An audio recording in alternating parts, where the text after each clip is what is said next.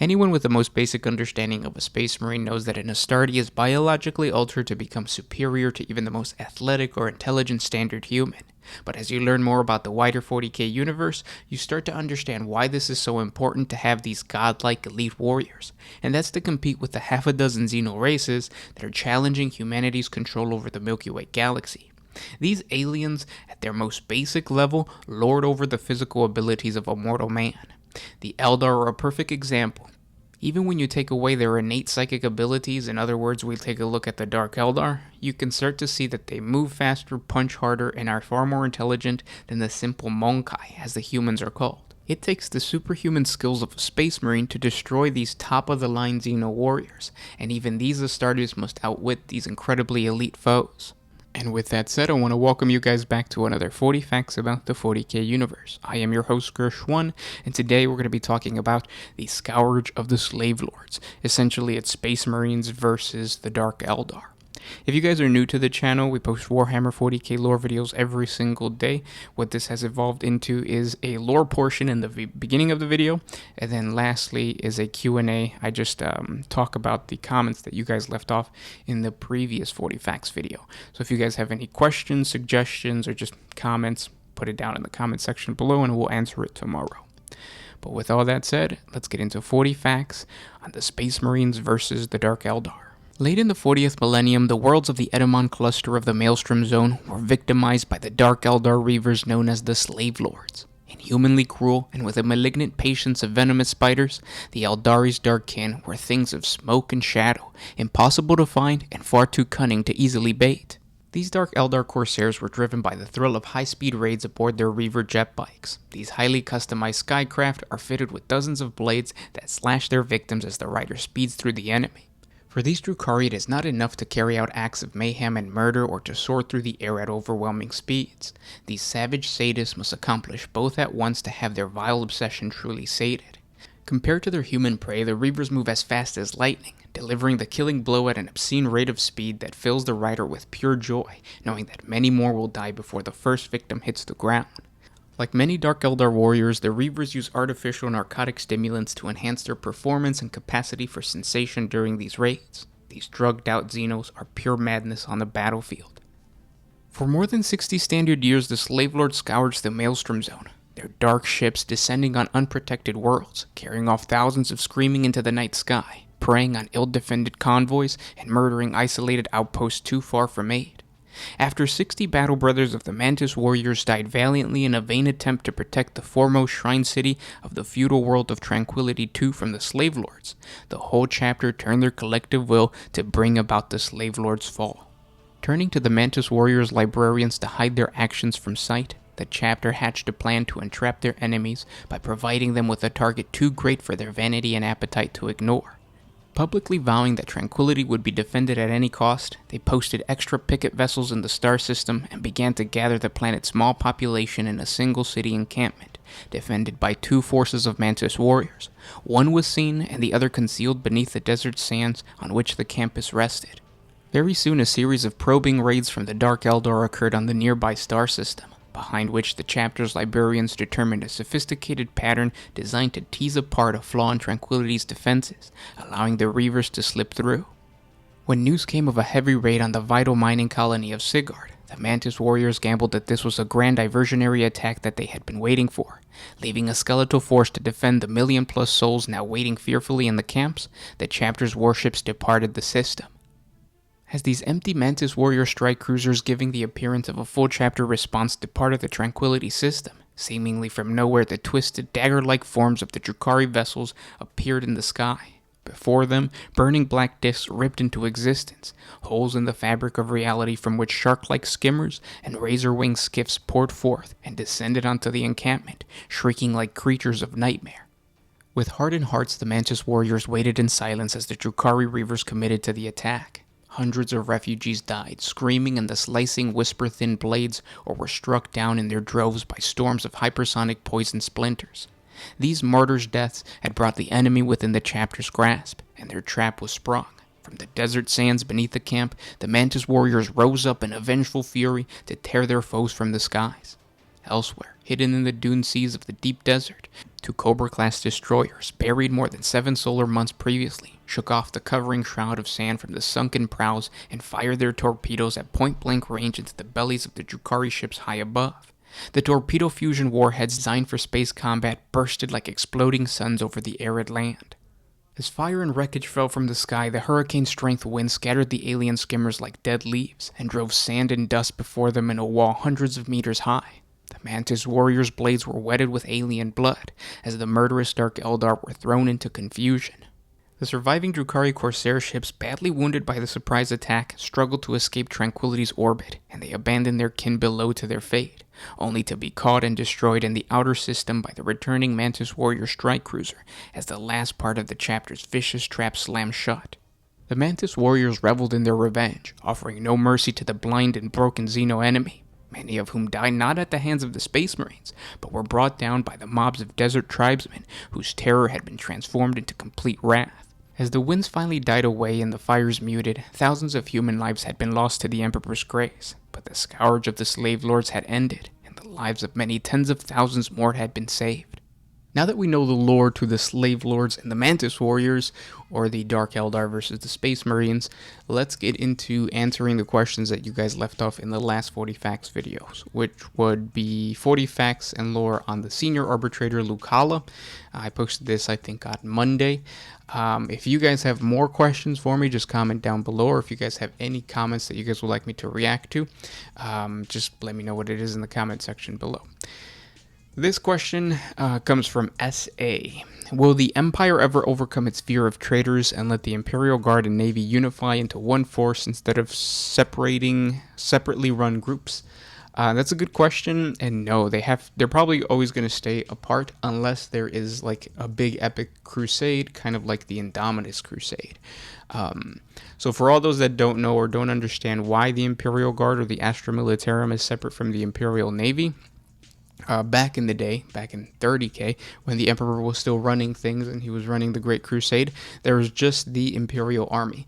The Imperial Army made up both the Navy, the Imperial Guard, and you had the Astarte Legions, and then you have the Adeptus Mechanicus that kind of worked in unison with the Imperial Army.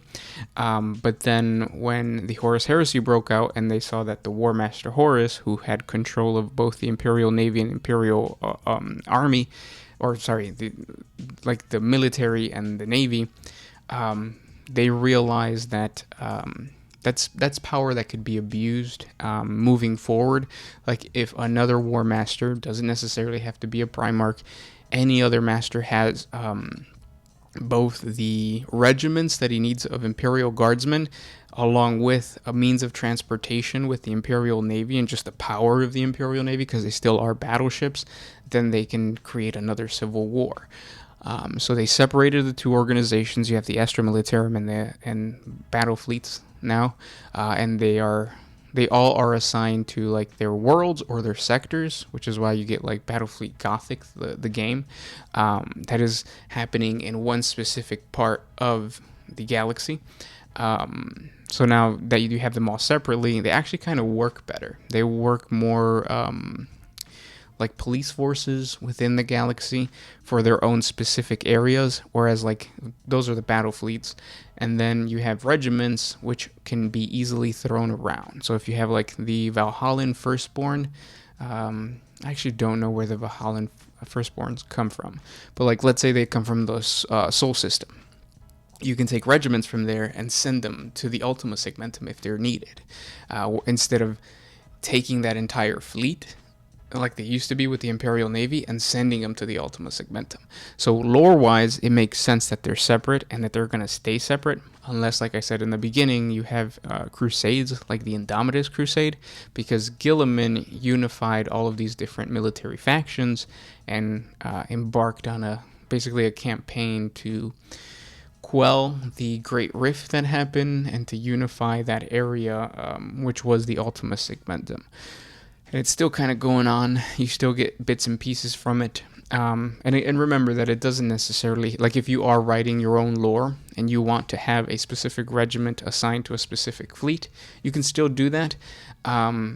just have that one leader that unifies the entire group together. It doesn't even have to be a Primarch. You can have a normal, everyday commander, or well, he would be considered a war. What was the Horus? War Master. There you go. He can be considered a War Master, like War Master Slido. Check out our 40 facts on War Master Slido. I'll put a link up above. He did the same thing that Gilliman did. He unified a bunch of military branches of the Imperium and tried to pacify the western part of the galaxy, which is, I think, Pacificus, the Segmentum Pacificus or something like that. But yeah, I hope I answered that question. A lot of ways around unifying different Imperial factions into one army, if that's what you're trying to do, if that's the lore you're trying to create. The next question comes from Patrick Smith. That story about a chapter corrupted by chaos? Too long. He watched it, and it could have been, they were launched into the Eye of Terror. I believe I have answered every question you might have about their fate. That's true. And that's the same with all of the judged. So he is commenting about a 40 facts video that I posted like a couple days ago. It was called they were the Magma Hounds, the Chaos Space Marine warband known as the Magma Hounds.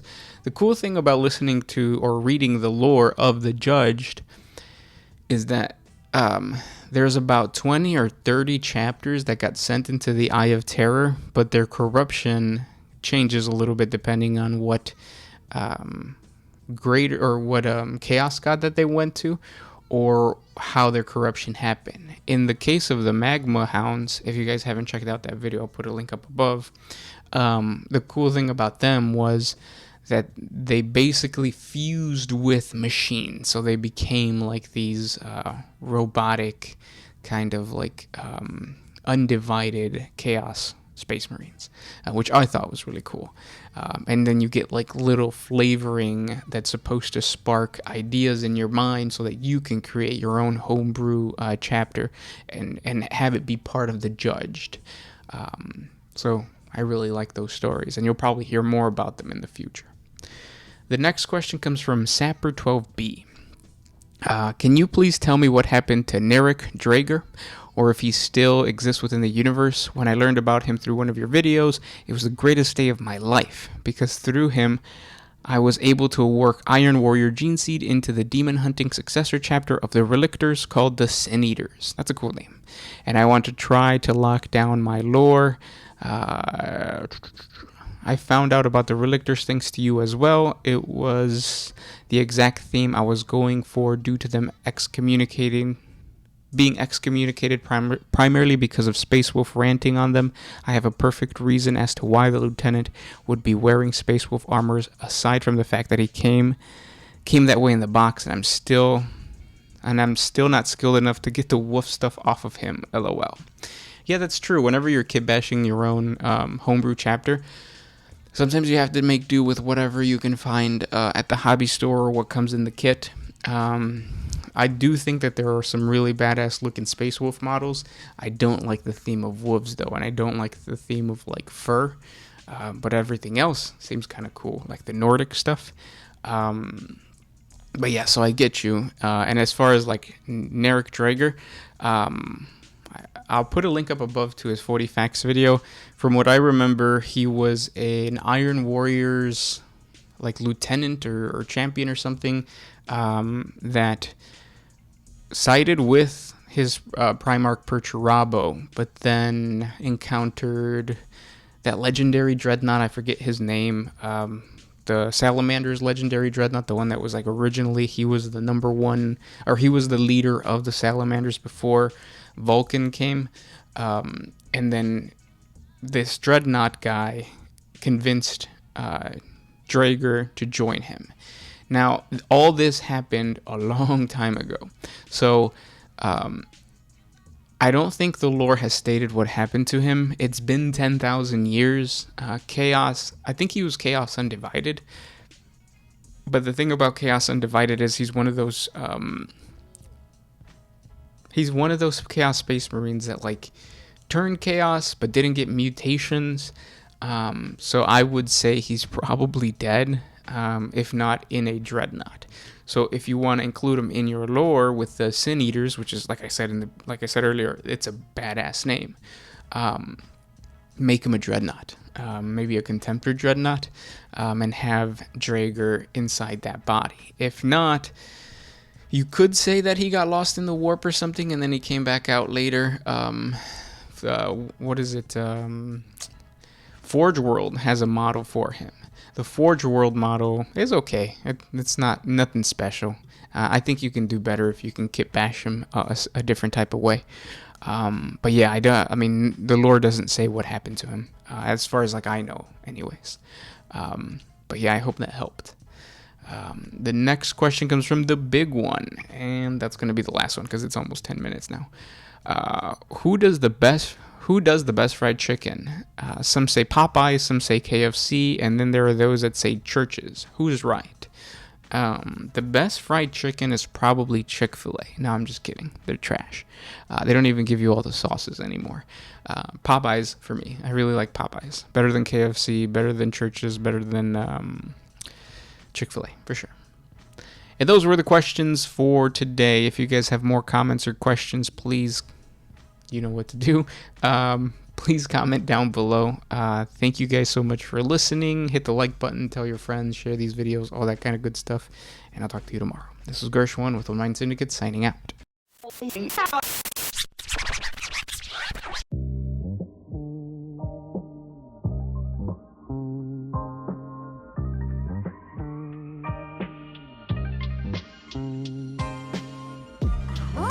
used to put my freedom first in any situation.